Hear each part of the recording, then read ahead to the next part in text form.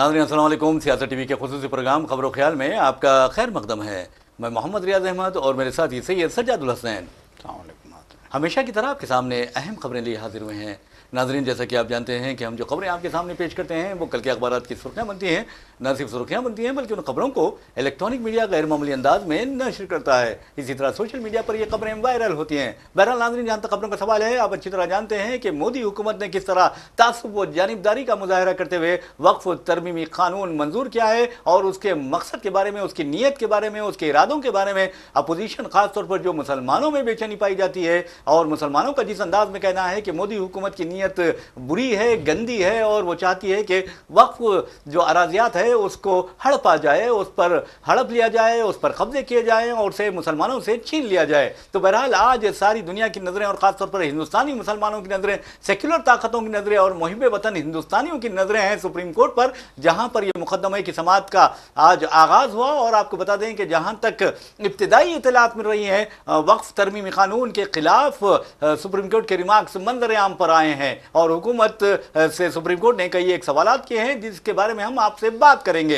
लेकिन जहां तक वक्फ तरमीमी कानून का सवाल है, आप देखेंगे कि ये एक मुस्लिम दुश्मनी की एक और बदतरीन मिसाल है। इससे पहले आपने देखा कि किस तरह मोदी हुकूमत ने शहरियत तरमीमी कानून मंजूर किया, जो कि अंदाजा कीजिए कि शहरियत तरमीमी कानून मजहब की बुनियाद पर ये बनाया गया कानून है जिससे सिर्फ मुसलमानों को दूर रखा गया। जबकि आप देखेंगे कि उस शहरियत तरमीमी कानून में हिंदू है, सिख है, ईसाई है, बुद्धिस्ट है, जैन है और दूसरे मज़ाहिब के लोग हैं जो पड़ोसी ममालिक से अगर आते हैं तो उन्हें हिंदुस्तानी शहरियत दे दी जाएगी। यानी 2014 से पहले जो आ चुके हैं उन्हें हिंदुस्तानी शहरियत दी जाएगी, लेकिन मुसलमानों को नहीं दी जाएगी। यानी इस कानून में मुसलमानों से तासुब बढ़ता गया है और अफसोस की बात यह है कि यह कानून मंजूर कर लिया गया। उसके बाद मोदी हुकूमत ने एक और मुस्लिम दुश्मन कानून मंजूर किया, तलाक सलासा को यानी मुजरिमाना फेल करार दिया और आपने देखा कि उसके भी नताइज भयानक बरामद हुए हैं। फिर आपने देखा कि किस तरह मोदी हुकूमत आर्टिकल 370 को मनसूख करती है जो कश्मीर को खुसूसी मौक़िफ़ अता करता है। ये एक मुस्लिम अक्सरियती रियासत है, उस रियासत को तोड़ दिया जाता है। तो आप अंदाजा कर सकते हैं कि सिर्फ मुसलमानों को तकलीफ देने के लिए, उनको डराने के लिए, धमकाने के लिए इस तरह के इकदाम किए जा रहे हैं और वक्फ तरमीमी कानून भी उसकी एक और बदतरीन मिसाल है। लेकिन अब सारी दुनिया की, सारे हिंदुस्तान की नजरें सुप्रीम कोर्ट पर है कि क्या सुप्रीम कोर्ट इंसाफ करेगी, क्या सुप्रीम कोर्ट मुसलमानों को उनका हक देगी, क्या सुप्रीम कोर्ट जो दस्तूर को नुकसान पहुंचाने की कोशिश कर रही है मरकजी हुकूमत, उस कोशिश को नाकाम बनाएगी और हिंदुस्तान को तबाही व बर्बादी से बचा लेगी। ये सवालात अब तमाम हिंदुस्तानियों के जहन में और सारी जिम्मेदारी अब आयद होती है सुप्रीम कोर्ट पर और सारी नजरें टिकी हुई है वजीर, आप देखेंगे चीफ जस्टिस संजीव खन्ना पर। अब देखना यह है कि सुप्रीम कोर्ट बाबरी मस्जिद, राम जन्मभूमि मिल्कियत मुकदमे में जिस तरह आस्था की बुनियाद पर, अकीदे की बुनियाद पर, फेथ की बुनियाद पर उसने फैसला दिया था और दलाइल की को नजरअंदाज कर दिया था और यहां तक कि शवाहिद को नजरअंदाज कर दिया था,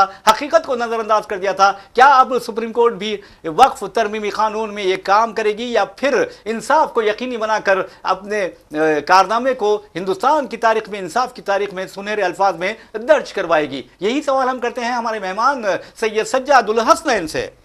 ये देखिए, यकीनन एक बहुत बड़ा सवाल है। गुज़िश्ता 14 सालों में, 10 सालों में हम देख रहे हैं सन 2014 से लेकर आज तक कि सुप्रीम कोर्ट से आए फैसलों पे एक बेयकीनी की जो है सूरत हाल पैदा हो गई थी। जैसा कि हम बाबरी मस्जिद के मुकदमे की जो है मिसाल दे सकते हैं कि इस मुकदमे में किस तरह का फ़ैसला आया था और किस तरीके से जो है मुसलमानों को मायूसी का सामना करना पड़ा था। देखिए, बाबरी मस्जिद के मामले में मुसलमानों ने दो टोक अंदाज में कहा था कि हमें सुप्रीम कोर्ट का फ़ैसला मंजूर है, क्योंकि उन्हें पूरी तरीके से मालूम था कि पूरे कागजात उनके पास हैं, दलाइल उनके पास हैं, सबूत उनके पास हैं और मुकदमा बहुत ही जो है ताकतवर था। मुस्लिम फ़रीक के लिए ये मुकदमा बाबरी मस्जिद का ताकतवर था। लेकिन फ़ैसला क्या आया? उस फैसले ने तो जो है झंझोड़ के रख दिया था इस मुल्क के मुसलमानों को।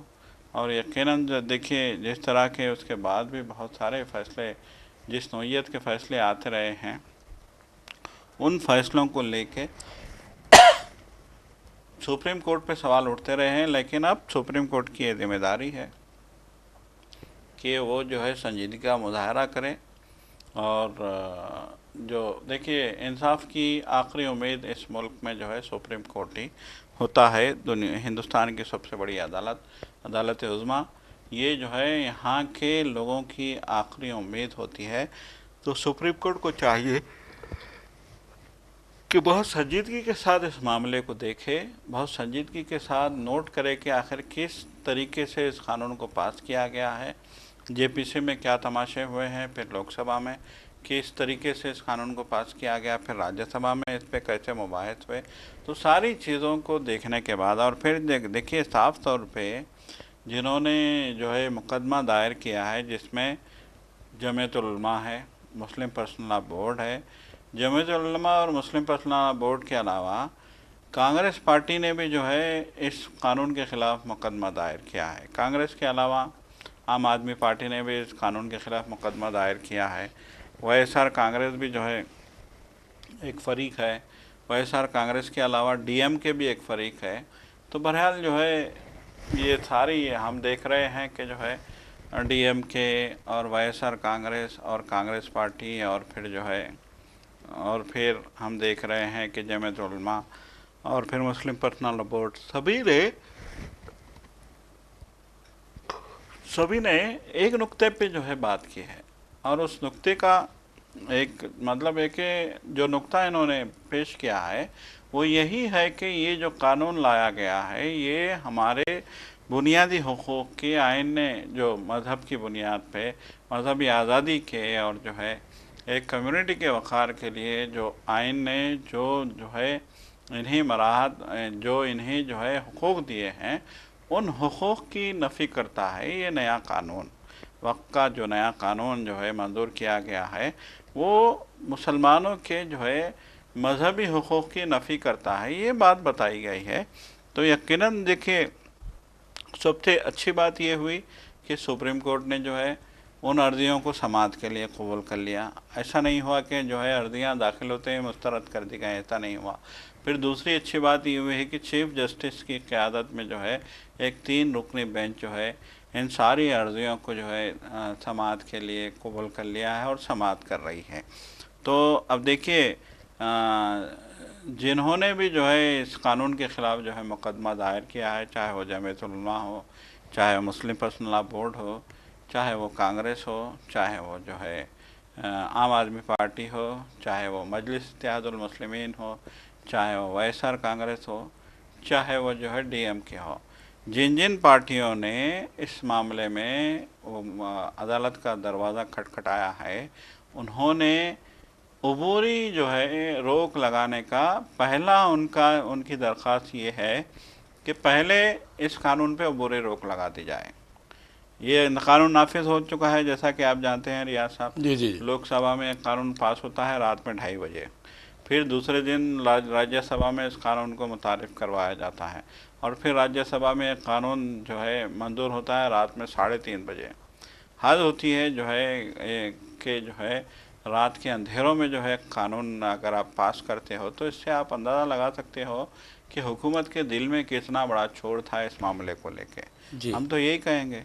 तो बहरहाल जो है रात में 2:30 बजे कानून मंजूर होता है, रात में 3:30 बजे कानून मंजूर होता है और फिर दूसरे दिन ये कानून सदर जमहूरिया के पास जाता है और सदर जमहूरिया से एक ही दिन में जो है इस कानून पे दस्तखत हो जाते हैं सदर जमहूरिया के। जी जी। और एक झटके में कानून जो है नाफिज कर दिया जाता है। तो इस कानून के निफाज के ख़िलाफ़ जो है आज जो भी मुसलमान सरापाए एहतजाज हैं पूरे मुल्क में, इस कानून के निफाज के ख़िलाफ़ सरापाए एहतजाज हैं। देखिए मुसलमानों का साफ तौर पर दो टोक अंदाज में कहना है कि बीजेपी वक्फ मामलात में क्यों जो है दखल अंदाजी कर रही है, पहला सवाल। दूसरा सवाल ये है कि 70 साल से वक्फ बोर्ड जो है जारी और सारी है, वक्फ बोर्ड अपना काम कर रहा है और फिर 1995 में वक्फ बोर्ड के क़वानीन में तरमीम करके वक्फ बोर्ड को जो है मज़ीद इख्तियारात फराहम किए गए हैं। तो फिर ये 2025 के कानून में वक्फ बोर्ड के इख्तियारात को महदूद करने की क्यों कोशिश की गई? सुप्रीम अथॉरिटी डिस्ट्रिक्ट मजिस्ट्रेट को क्यों बनाया जा रहा है? अगर डिस्ट्रिक्ट मजिस्ट्रेट ये कहेगा अगर कोई ज़मीन का तनाज़ा होगा, वक्फ की ज़मीन का या वक्फ की दरगाह का तनाज़ा होगा या वक्फ की मस्जिद का तनाज़ा होगा, तो फिर उसके लिए डिस्ट्रिक्ट मजिस्ट्रेट को क्यों सुप्रीम अथॉरिटी बनाया गया है और क्यों ये कहा जा रहा है कि डिस्ट्रिक्ट मजिस्ट्रेट जिसके हक में फैसला देगा वही पार्टी जो है कामयाब होगी। आप कोई जो है काशी विश्वनाथ के जो है मतलब एक है काशी की जामा मस्जिद की तरफ जो है अगर कोई उंगली उठाता है जी जी, और कोई जो है मथुरा की ईदगाह पे जो है उंगली उठाता है, अगर ये मामला डिस्ट्रिक्ट मजिस्ट्रेट के पास चला जाता है और वो जानिबदारी का मुजाहरा करते हुए, तासुब का मुजाहरा करते हुए अगर वो जो है दूसरे फरीक के हक़ में फ़ैसला सुना देगा तो फिर ये तो शरीर नाइंसाफ़ी होगी।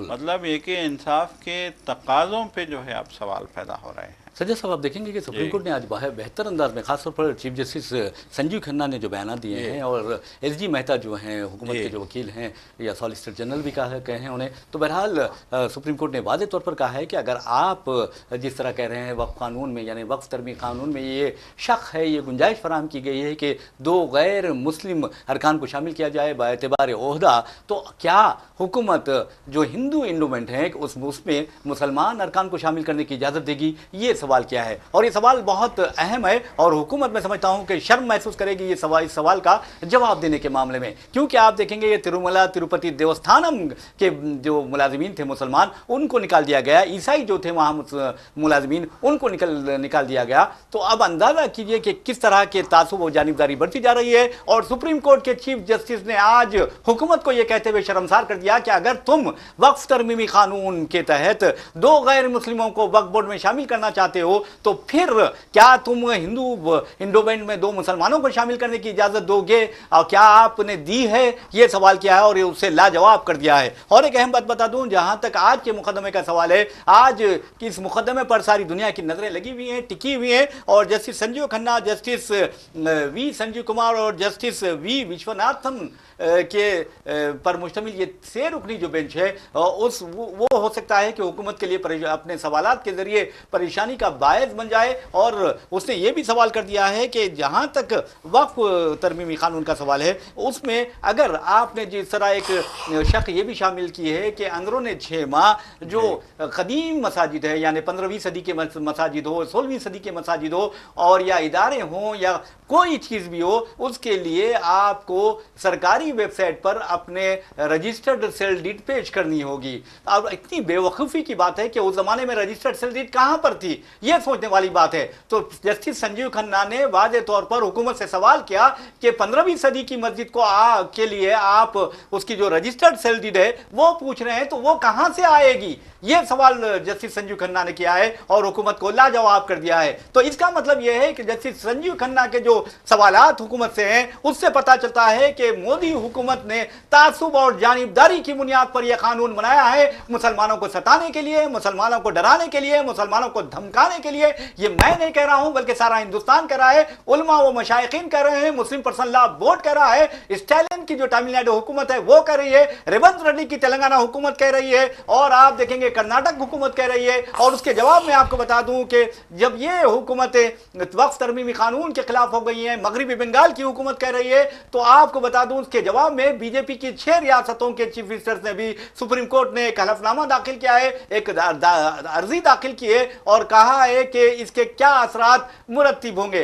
यानी वक्फ तरमीमी कानून अगर नाफिज होता है तो उसके असरात क्या मुरत्तिब होंगे, अगर इसको मुस्तरद कर दिया जाता है सुप्रीम कोर्ट की जानिब से तो उसके क्या असरात मुरत्तिब होंगे। नाज़रीन, आपको बता दूं कि जहां तक वक्फ तरमीमी कानून का सवाल है, ये अगर आप यानी इंसाफ के साथ, गैर जानिबदारी के साथ इसका जायजा लेते हैं तो पता चलता है कि ये नाइंसाफी पर मबनी है, ये तासुब पर मबनी है, ये जानिबदारी पर मबनी है, और ये मुस्लिम दुश्मनी के लिए बनाया गया है, या आप कह सकते हैं, क्योंकि वक्फ तरमीमी कानून 288 अरकान की तायद से मंजूर हुआ, 232 इसकी मुखालिफत में वोट दिए और राज्यसभा में भी ये बिल मंजूर किया गया। तो जैसे ही ये बिल मंजूर हुआ तो फिर आप देखेंगे कि उत्तर प्रदेश में कब्रस्तानों में मुसलमानों के जो मैयतें हैं उन्हें दफन करने की इजाज़त नहीं दी गई। RSS, बजरंग दल, विश्व हिंदू परिषद और जो फिरका परस्त तंजीमें हैं उन्होंने वहां रोक दिया और कहा कि ये वक्फ जायदाद नहीं है। और दूसरी अहम बात है, सुप्रीम कोर्ट अब इस बात का भी जायजा लेगी कि जो डिस्ट्रिक्ट मजिस्ट्रेट को और या फिर कलेक्टर को जिस तरह इख्तियार दिए गए हैं कि वो वक्फ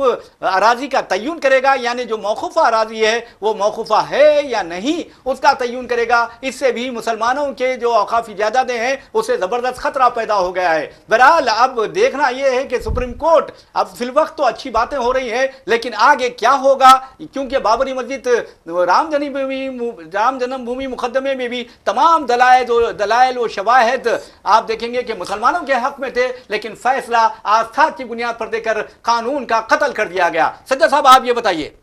जी बिल्कुल, देखिए जैसे कि हमने इब्तिदा में भी जो है बात कही थी कि लोगों की तौक़ात वाबस्ता है मुल्क की सबसे बड़ी अदालत से। जी जी, लोगों को उम्मीद है कि मुल्क की सबसे बड़ी अदालत लोगों के साथ इंसाफ करेगी। यकीनन पार्लियामेंट में जो हुआ, जब पूरे फरीकीन, देखिए जो असल फरीक है वक्फ बोर्ड का, जब आपने जेपीसी बनाई थी, जेपीसी के अरकान ने पूरे मुल्क का दौरा किया था, पूरे मुल्क के वक्फ बोर्ड के अरकान से भी इन्होंने बात की थी, वक्फ बोर्ड के एम्प्लॉइज से भी इन्होंने बात की थी, और फिर जो है स्टेक होल्डर्स हैं उनसे भी इन्होंने बात की थी, और सबसे राय मशवरा लिया गया था। सब ने तहरीरी तौर पे कहा कि हम वक्फ के मौजूदा क़ानून में किसी भी किस्म की तरमीम के ख़िलाफ़ हैं। जी जी, जब साफ़ तौर पे पूरे फरीक ने, जो जिस फरीक से मिलने के लिए वो गए थे, उसने साफ़ तौर पे ये कह दिया था कि हमको ये फ़ैसला मंजूर नहीं है, तो फिर जेपीसी ने अपनी तरफ से तरामीम करके मिसलीड करने की क्यों कोशिश की गई, ये धोखा क्यों दिया गया कि जो है हमने सारे मुल्क में जो है सर्वे करवा लिया है, तो स्टेक होल्डर से अपने बात की है और जो है लोग चाहते हैं कि बदलाव आए कानून में। ये इस तरीके का जो है मतलब लोग चाहते हैं कि बदलाव आए। किस नौइयत का बदलाव आए, क्या आप बदलाव चाहते हैं, क्या आप जो है तरमीमें करना चाहते हैं? 24 तरामीम की जो है सिफारिश की गई थी वक्फ कानून में, तो क्यों की गई थी सिफारिश, क्यों जो है आपने जो है और दूसरी अहम तरीन बात यह है कि जब जेपीसी में इस कानून को मतलब एक उन्होंने जो ड्राफ्ट फाइनल किया था, उस ड्राफ्ट की जो है मंजूरी के लिए इलेक्शन कराने की नौबत आई, मतलब एक जो है मेंबरान की हिमायत हासिल करने की नौबत आई, तो वो जो अपोजिशन अरकान थे, जो इंडिया ब्लॉक के लोग थे या फिर जो अपोजिशन अरकान थे, उनको जो है किसी न किसी बहाने से हंगामा करके, हालात ख़राब करके, शोरगुल करके उनको निकाल दिया गया। जी हाँ। मीटिंग के दौरान तमाम अपोजिशन अरकान को जो है कमरे से बाहर निकाल दिया गया। फिर उसके बाद इलेक्शन होता है, फिर जो है इंडिया के अरकान पूरे के पूरे हिमायत करते हैं और जेपीसी के सरबराह कहते हैं कि पूरी जो है जमहूरी अंदाज में इलेक्शन के बाद हमने जो है इस बिल को जो है मंजूरी दी है और इस बिल में कुछ हमने सिफारिशात की हैं। तो बहरहाल जो है जिस तरीके के ड्रामाबाजी वहाँ पे वो एक तशवीशनाक थी। आपको याद भी होगा कि जो है तृणमूल कांग्रेस के जो एमपी थे उन्होंने तो जो है शीशा फेंक के मारा था। जी जी, यानी गुस्से में बरहमी में पानी की जो बोतल थी टेबल पर दे मारा था उन्होंने। बिल्कुल, उन्होंने, देखिए ये हम नहीं कह रहे हैं, ये जेपीसी के सरबराह जगदम्बिका पाल ने बाद में बयान दिया कि उन्होंने मुझे शीशा फेंक के मारा। अच्छा, एक दिन के चीफ मिनिस्टर, बिल्कुल एक दिन के चीफ मिनिस्टर ने बयान दिया कि उन्होंने शीशा फेंक के मारा, मेरी आंख फट जाती थी। जी जी, बाजू से गुजर गया शीशा। यकीन मानिए मैं समझता हूँ कि आंख फट जाए या दिमाग फट जाए, लेकिन हिंदुस्तान की जमहूरियत नहीं फटनी चाहिए। बिल्कुल नहीं फटनी चाहिए। आप जमहूरियत को फाड़ रहे थे तो गुस्से में उन्होंने शीशा जो है तोड़ा। बहरहाल उन्होंने शीशा जो है मेज़ पे पटक के तोड़ा था, तो उन्होंने कहा कि उन्होंने मेज़ पे पटक के तोड़ा और मेरी तरफ जो है उछाल दिया, मुझ पे हमला किया और जख्मी ये साहब हो गए, खाली खुद साहब। अरे जख्मी जिन्होंने फेंका वो जख्मी हो गए, क्या बात है। तो बहरहाल जो है ये एक जो है एक ड्रामा किया गया वहाँ पे, और फिर उन्होंने एक रिपोर्ट बना के पेश कर दी। जाहिर सी बात है बीजेपी के एमपी हैं तो अपने आकाओं का हुक्म तो मानना ही पड़ता है उनको। बिल्कुल। तो उन्होंने उनकी मर्जी के मुताबिक रिपोर्ट बना के पेश कर दी जी। और फिर उस रिपोर्ट पे जो है लोकसभा में जो हंगामे हुए वो तो आप हम जानते हैं। राज्यसभा में भी जिस तरीके से अपोजिशन ने नुकात उठाए, देखिए यहाँ किसी ने ऐसी मजाक वाली बात नहीं की। जब किरण रिजिजू जो अक़लियती उमूर के वज़ीर हैं, उन्होंने कहा कि ये कानून जो है मुसलमानों के हक़ में है, इससे वक्फ की जायदादें बचेंगी, इससे दरगाह और क़ब्रस्तान बचेंगे, इससे मस्जिदें बचेंगी। तो इस तरह की उन्होंने बात की। तो वहाँ पे नुकात उठाए गए, वहाँ अफ़सोस पे की जो बात है बाज़ाब्ता उनको बताया गया कि आइन क्या कहता है और आपके जो ये तरमीमी जो रिपोर्ट है वो क्या कहती है। और सज्जद साहब, आपने जिस तरह कहा जी है कि किरण रिजिजू वज़ीर अखिलती उमूर कहा है आपने, जी मैं समझता हूँ कि उनके जो बयानात हैं, उनके जो जी हरकत है, वो सुकनात हैं, उसके हिसाब से तो उन्हें वज़ीर अखिलती उमूर नहीं बल्कि वज़ीर अखिलती बीजेपी उमूर, वज़ीर अखिलती आरएसएस उमूर, वज़ीर उमूर संघ परिवार होना चाहिए उन्हें, क्योंकि अखिलती उमूर से उनका कोई ताल्लुक ही नहीं है और वो हमेशा अखिलियतों के खिलाफ काम कर रहे हैं। वैसे भी नाज़रीन, आपको बता दूं कि योगी बिगेस्ट भोगी, यानी सबसे बड़ा भोगी अगर कोई हिंदुस्तान में है तो वो योगी आदित्यनाथ है। ये बात कही है ममता बनर्जी ने। लेकिन इस खबर पर हम तबसरा करने से पहले आपको बताते हैं एक अफसोसनाक खबर दुबई से वसूल हो रही है, और उसमें आपको बता दें कि तेलंगाना से ताल्लुक रखने वाले, एक तेलंगाना के जिले निर्मल से और दूसरे का ताल्लुक है तेलंगाना के जिले निजामाबाद से, उन दो नौजवानों को जो दुबई की मॉडर्न बेकरी में तकरीबन 5 या 6 साल से काम कर रहे थे, यह कहा जाता है कि मुबैना तौर पर एक पाकिस्तानी ने कत्ल कर दिया। तो बहुत ही अफसोसनाक खबर है। इस सिलसिले में हमारे चीफ मिनिस्टर रेवंत रेड्डी ने मरकजी वजीर खारजा से बातचीत की है फोन पर, और उन दोनों यानी तेलंगाना के जो शहरी हैं, बाशिंदे हैं, उनकी लाशों को, उनकी मैयतों को हिंदुस्तान लाने यानी तेलंगाना लाने की गुजारिश की है। बताया जाता है कि यह वाक़या अगरचे 11 अप्रैल को पेश आया, लेकिन अब वो वाक़या मंजर आम पर आया है और जिले निर्मल से क्या एक गाँव है सोन, वहाँ के रहने वाले अष्टपू प्रेम सागर और निजामाबाद के रहने वाले हैं श्रीनिवास, इन दोनों को यह कहा जा रहा है कि मुबैना तौर पर एक पाकिस्तानी शहरी ने तलवार से हमला करके कत्ल कर दिया। यह बहुत ही बुरी खबर है सज्जाद साहब, और मैं समझता हूं कि इस तरह के वाक़यात अगर होने लगे तो इसके जो असरात हैं वो बहुत ही मनफी असरात जो है वो मरतब होंगे। तो बहरहाल ये खबर थी। लेकिन दूसरी अहम खबर हम आपको बताते हैं कि जस्टिस संजीव खन्ना की जगह जस्टिस BR गवाई को चीफ जस्टिस मुकर्रर कर दिया गया है, और आप ये भी जानते हैं कि 14 मई को वो अपने ओहदे का जायजा हासिल करेंगे। लेकिन आप अंदाजा कीजिए कि क्या अब ये सवाल पैदा नहीं होता कि जस्टिस संजीव खन्ना अपने वजीफे हुस्न खिदमत पर सबकदोशी से पहले हिंदुस्तान को एक बड़े तनाज़े से बचाएंगे? ये एक बहुत अहम सवाल है जिसका जवाब देंगे सज्जाद साहब। ये देखिए, ये तो सवाल ही रहेगा कि क्या वो जो है वक्त की मौजूदा कानून में जो तरमीमात की गई हैं उसको जो का तो बरकरार रखेंगे या उस पर रोक लगा देंगे। जी जी, देखिए, दोनों बातें हैं, या तो आप रोक लगाइए या फिर आप कहिए कि नहीं, हुकूमत ने जो किया है सही किया है और हुकूमत ने जो है इनको ऐवान में पास किया है, लोकसभा राज्यसभा में ये पास हुआ है इत्तेफाक राय से, इसलिए हम इसमें कोई रोक नहीं लगा सकते। मुस्तरद करते हैं हम आपकी जो है अर्जियों को, या तो आप ये कहेंगे या फिर आप जो है उबरे रोक लगाएंगे। ये कहते हुए जैसे कि अभी आपने कहा कि जस्टिस खन्ना ने जो है बड़े सख्त सवाल किए हैं बीजेपी की हुकूमत ही जो है जो नुमाइंदा हैं हुकूमत के नुमाइंदे थे, जैसा कि हमने देखा कि हुकूमत ने क्विट दाखिल की थी। हुकूमत जो है अबूरी हुक्मनामा या फिर अबूरी रोक के ख़िलाफ़ जो है कैविट दाखिल कर दी थी, कैविट दाखिल की थी। तो अब उस कैविट के ख़िलाफ़ जो है उस कैविट पे हुकूमत ही जो है वकील से सवाल किए जा रहे हैं, और हर सवाल के जवाब में वो लाजवाब होते जा रहे हैं। उनसे पूछा गया कि जब इंडोमेंट में या मंदिरों में मुसलमानों को नहीं रखा जाता तो यहाँ हिंदुओं को रखना क्यों लाजमी करार दिया गया है वक्फ बोर्ड में, तो उनके पास कोई जवाब नहीं था। तो बहरहाल देखिए, माहिरीन ने भी कहा है, खुद मौलाना अरशद मदनी जो है सबसे पहले जिन्होंने मुकदमा दायर किया सुप्रीम कोर्ट में, उन्होंने खुद कहा है कि हमने पूरा का पूरा जो है स्टडी किया है, जो वक्त तरमीमी कानून है, नया कानून, पूरा का पूरा स्टडी किया है। उसमें 10-15 से ज़ायद जगह जो है हमारे बुनियादी हकूक़ की नफ़ी की गई है, आइन के बुनियादी नुकात की नफ़ी की गई है और आइन की शिकों की नफ़ी की गई है। तो ये उन्होंने मौलाना ने कहा है साफ तौर पे कि हमने स्टडी की है।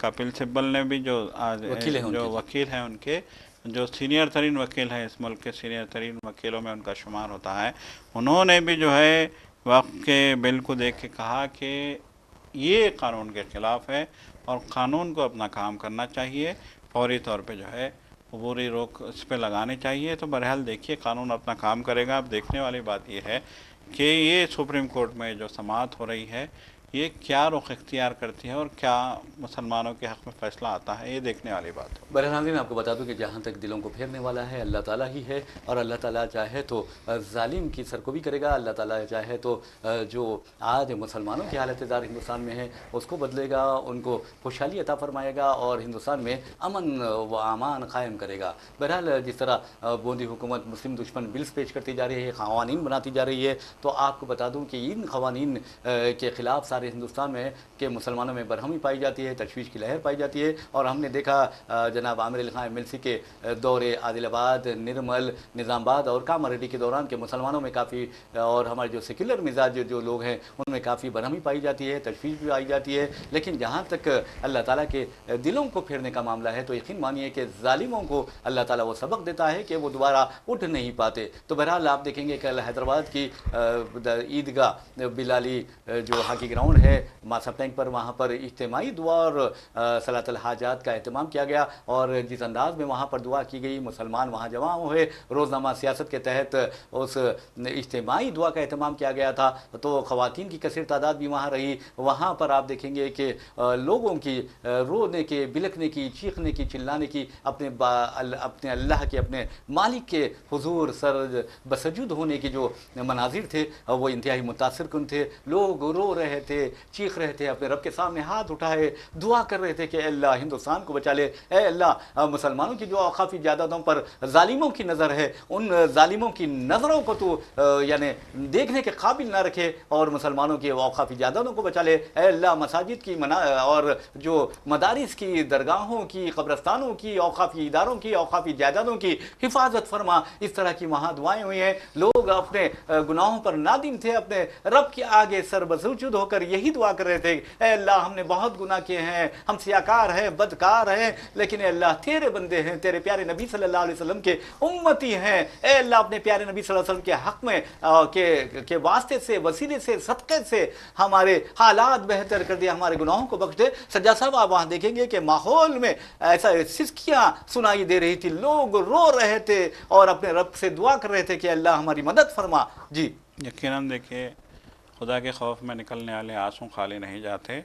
अगर एक शख्स ने भी उस मजमे में से खुदा के खौफ से आँखों से आंसू निकाले हैं तो यकीनन अल्लाह उसकी जो है दुआ को कबूल करेगा, और हमें पूरा यकीन है।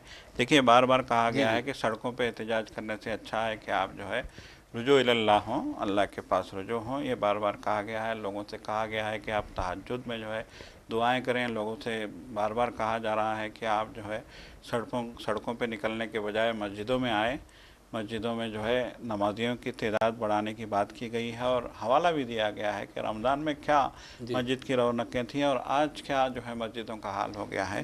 तो बहरहाल हमें उम्मीद है कि जो है लोग एहतजाज भी कर रहे हैं और खौफ खुदा से जो है उसके करीब जा रहे हैं। बिल्कुल उसके करीब जा रहे हैं। तो यकीनन खौफ खुदा से निकले हुए आंसू, नदामत से निकले हुए आंसू कारगर साबित होंगे और अल्लाह ज़रूर सुनेगा। बिल्कुल सही बात है। और अल्लाह ताला हमारी दुआओं को कबूल फरमाए और हमें नेक तौफीक अता फरमाए, मसाजिद की तरफ जाने, मसाजिद में नमाज़ें अदा करने और अपने रब के और प्यारे नबी सल्लल्लाहु अलैहि वसल्लम के जो अहकामात हैं उस पर अमल करने की। बहरहाल नाज़रीन, इसी के साथ हम अपना प्रोग्राम खबर ख्याल अख्ताम को पहुँचाते हैं। अपने मेज़बान मोहम्मद रियाज़ अहमद और मेरे साथी सैयद सज्जादुल हसन को इजाज़त दीजिए। इंशाअल्लाह फिर मुलाकात होगी, फिर बात होगी। तब तक के लिए अल्लाह हाफ़िज़। अल्लाह हाफ़िज़।